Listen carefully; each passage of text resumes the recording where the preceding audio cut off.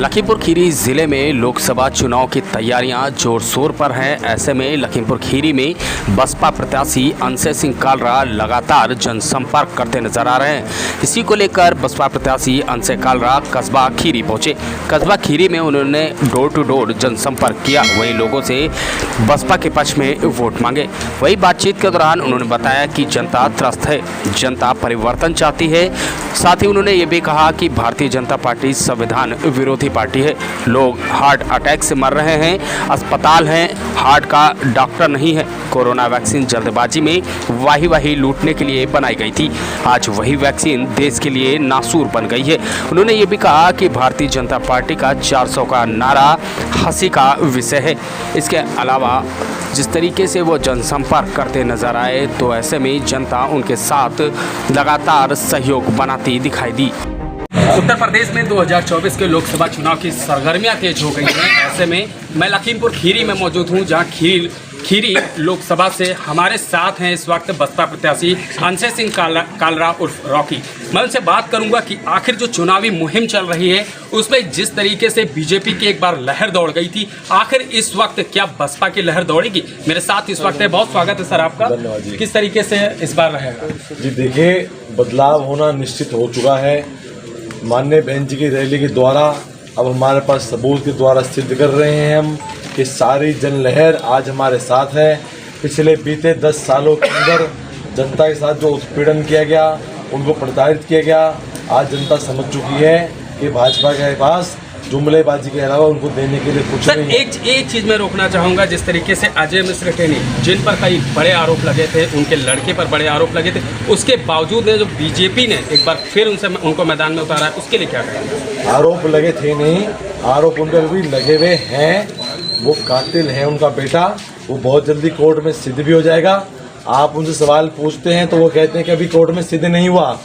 तो ये भी बात बताना चाहूँगा आपको कि ये भी सिद्ध नहीं हुआ कि वो आरोपी नहीं है, अभी कोर्ट में अधीन है और बहुत जल्दी उनका आरोप सिद्ध हो जाएंगे।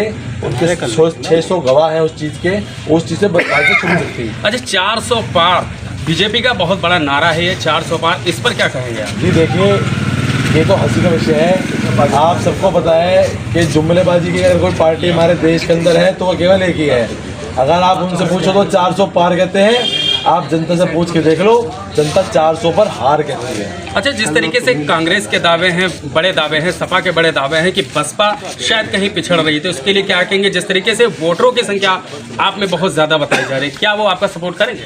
जी, हमारा कैडर वोट आज हमारे साथ मजबूती के साथ खड़ा है, हमारे साथ वापसी करी है। आज जनता जागरूक हो चुकी है, पहचान चुकी है।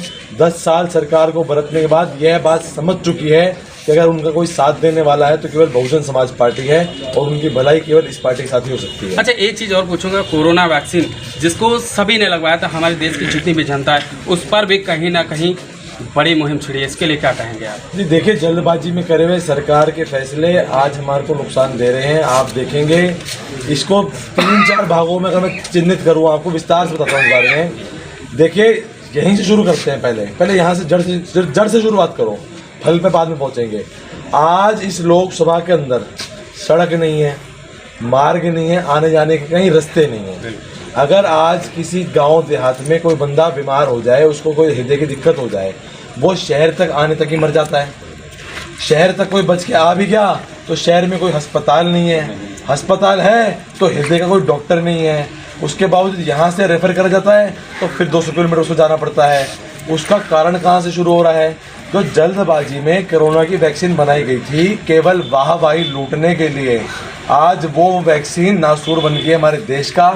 30 साल के, 32 साल के, 35 साल के युवा लोग हार्ट अटैक से मर रहे हैं।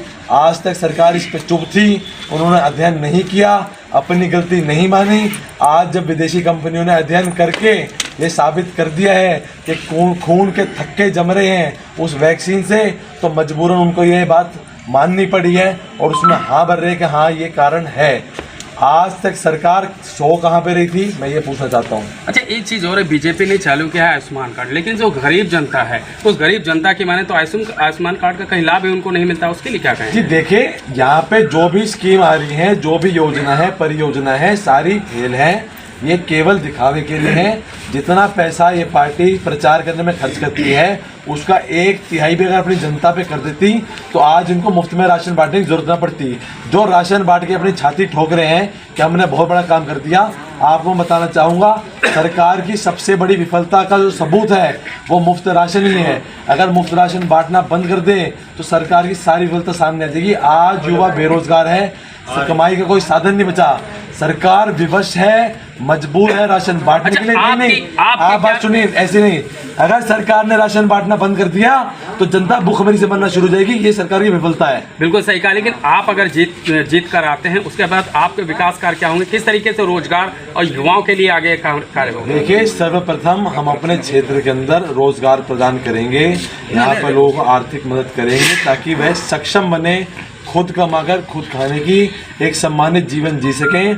आज के समय में इस लोकसभा के अंदर गरीबी इस प्रकार से पसर चुकी है कि वह निकलने का नाम नहीं ले रही। यहाँ की जनता बिल्कुल बेबस हो चुकी है। किसान के पास कोई सहायता नहीं है। 13 गन्ना चीनी मिले होने के बावजूद आज गन्ना किसान को उसका मूल्य नहीं मिल रहा। 25 साल से लोग यहाँ पे बाढ़ से त्रस्त हैं, कोई उपाय नहीं किया गया। पंचपेड़ी का पुल, अगर मैं पूछना चाहूँगा कि जो सांसद राज्य गृह मंत्री है, अगर वो भी केवल एक सड़क, एक मार्ग, एक पुल नहीं बना सकता तो राज्य में और केंद्र में सरकार होने का फायदा क्या है? बिल्कुल आपने सही कहा। जिस तरीके से विकास के बड़े बड़े दावे जो बीजेपी के थे वो धरातल स्तर पर भी नहीं दिखाई दे रहे हैं। ऐसे में जो बसपा प्रत्याशी को आगे लाया गया है, उसके लिए अब देखने वाली बड़ी बात यह होगी विकास कार्य खीरी लोकसभा में क्या होगा, किस तरीके से आगे बसपा आगे आएगी, इसके लिए देखने वाली बात होगी। FH न्यूज के लिए फारूक हुसैन, लखीमपुर खीरी।